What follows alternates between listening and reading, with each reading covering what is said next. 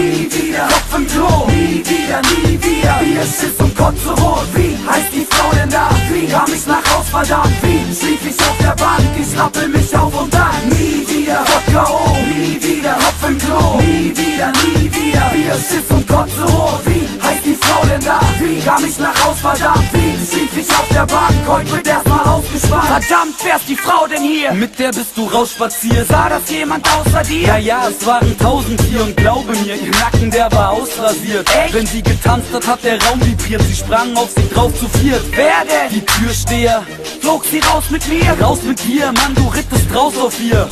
Und vorher flogen Bierflaschen in Richtung der Stiernacken, geworfen von diesem fetten Monster, das mit dir quatschte. Mir klatschte der Kerl dann also die beiden Augenlider, Augenlider geschwollen, glaube wieder zu glauben, wie das alles kam. Alles kam, du kamst nicht mehr klar. Sie sah aus wie Pam. Wenn ihr Dad ein Warzenschwein war. Nun tut mir sogar das Laufen weh, zu kaputt um aufzustehen, schlaucht extrem. Weißt du was, du solltest nicht mehr saufen gehen. Nie wieder, Wodka, oh, nie wieder, Kopf im Klo.